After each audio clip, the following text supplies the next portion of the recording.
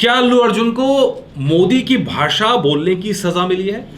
क्या अल्लू अर्जुन को बीजेपी के पक्ष में या बीजेपी की भाषा बोलने की सजा मिली है? क्या अल्लू अर्जुन बीजेपी और कांग्रेस के बीच में फंस गए?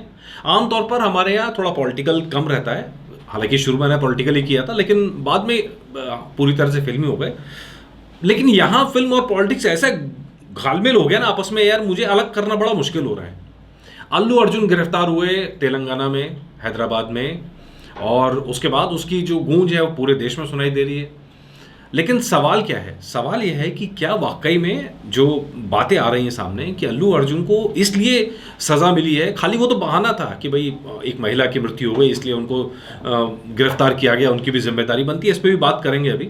लेकिन क्या बीजेपी के पक्ष में बोलने की सज़ा मिली है?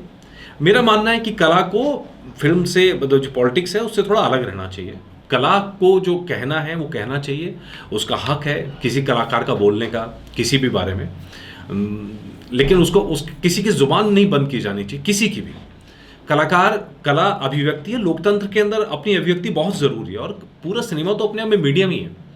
पुष्पा 2 में ऐसा कुछ नहीं था जो किसी गवर्नमेंट के पक्ष में हो, किसी गवर्नमेंट के खिलाफ हो, बल्कि वो सिस्टम के खिलाफ एक मूवी थी। और वो सिस्टम भी, मतलब आपने अगर मूवी देखी आप समझ रहे होंगे, कोई सिस्टम किसी पार्टी के खिलाफ नहीं थी, किसी पर्सन के खिलाफ नहीं थी।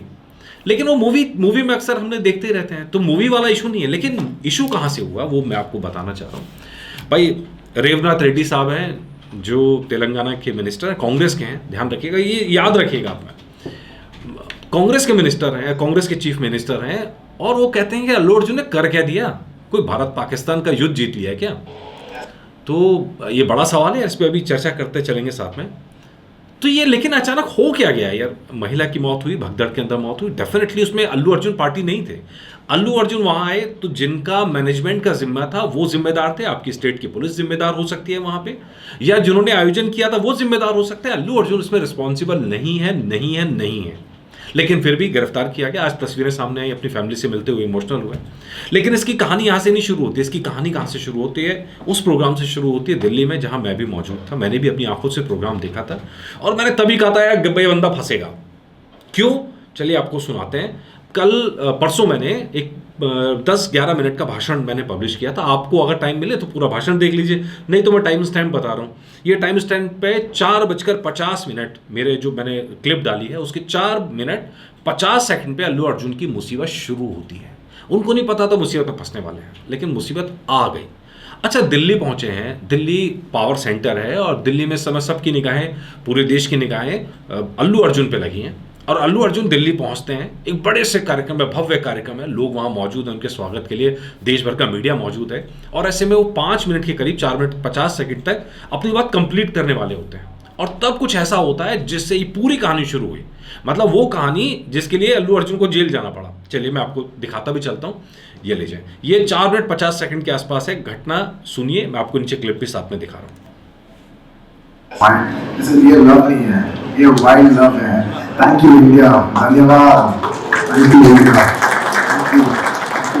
It's not just my victory, believe me, it is our country's victory. That one film is celebrated across so many. Love नहीं, वाइल्ड लव है, ये अल्लू अर्जुन कहते हैं। धन्यवाद कहते हैं पूरे इंडिया का, और कहते हैं कि ये मेरी विक्ट्री नहीं है, ये पूरे इंडिया की विक्ट्री है। क्यों इंडिया की विक्ट्री है? क्योंकि सिनेमा प्रोग्रेस कर रहा है ना। मैं हैदराबाद गया, मैं बड़ा खुश हुआ यार। मुंबई में तो नेचुरली एक इंडस्ट्री डेवलप हुई, बॉलीवुड जिसको हम कह देते हैं। हिंदी सिनेमा टेक्निकली था वो, लेकिन वो पूरी तरह से वो, मतलब एक खास किस्म के रंग बिरंगी, वो अलग बात है। लेकिन एक फिल्म इंडस्ट्री वहाँ डेवलप हुई धीरे धीरे धीरे धीरे, सालों में स्टूडियोज़ बने, उन्होंने फिल्में बनाई। इसी तरह की फिल्म इंडस्ट्री हैदराबाद में डेवलप हो रही है। जगह जगह स्टूडियोज़ खुल रहे हैं, फिल्म बन रही हैं, फिल्म प्रॉफिट कमा रही हैं, और स्टूडियोज़ खुल रहे हैं, लोगों को रोज़गार मिल रहा है, तमाम चीज़ें हो रही हैं। अच्छा, इसमें गवर्नमेंट का कोई बड़ा हाथ नहीं है, कोई हाथ नहीं है। ये वहाँ की जनता का हाथ है, या फिल्म में जो बनाने में पैसा लगा रहे हैं अपना उनका हाथ है, या स्टार्स हैं जो जनता से कनेक्ट किए हुए हैं उनका हाथ है। गवर्नमेंट का बहुत बड़ा हाथ नहीं है इंडस्ट्री डेवलप होने में। लेकिन वहाँ इंडस्ट्री डेवलप हो रही है, नेचुरली डेवलप हो रही है, फिल्में बन रही हैं, पूरे देश की बन रही है। सबसे अच्छा उदाहरण जाट है, हिंदी की मूवी है जो पूरी तरह साउथ में बन रही है। ऐसा हो रहा है लगातार। पहले रामोजीराव फिल्म सिटी भी था, वहाँ पर भी होता था, और अब तो है जगह जगह हो रहा है ऐसा। जगह जगह स्टूडियोज़ बन रहे हैं, सेटिंग सेट्स बन रहे हैं, एडिटिंग मशीनें लग रही हैं, सब हो रहा है वहाँ पे। ठीक है, इसके बाद यहां से मुसीबत होती है। अब लीजिए, ठीक 5 मिनट 2 सेकंड के आसपास, मतलब ठीक 5 मिनट के आसपास भाषण उनका कंप्लीट हो गया था। एक पर्ची उनके पास भेजी जाती है, ठीक है, एक पर्ची वहां पे स्पेशली आती है। और वो पर्ची अल्लू अर्जुन देखते हैं, फिर नीचे पढ़ते हैं, ठीक है, देखते जाइए, visual so many states. It shows the beauty of this country. I'm humble to each and every one of you for being so generous. Thank you once again. Thank you, India. That's all I can say. सबको thank you कहा है, जितने states हैं, कोई politics नहीं की उन्होंने, सबको थैंक यू कहा है कि सारी स्टेट्स ने मदद की, सब स्टेट्स में चल रहा है, सबका शुक्रिया। अब देखिए, Not as Pushparaj, but as a simple Indian, I would like to say, as an Indian standing at the capital of this country, I would like to say that I believe India will be the future of the world. India will be the leading country of the world. And ये नया भारत है,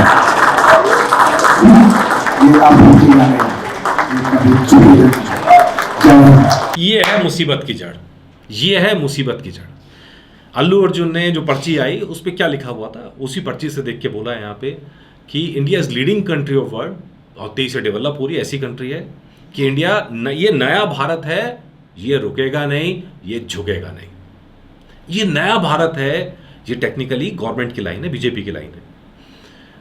अब बाकी कोई सहमत हो या ना हो, गवर्नमेंट इसी लाइन को प्रेजेंट करती है, ये नया भारत है, ये रुकेगा नहीं, ये झुकेगा नहीं।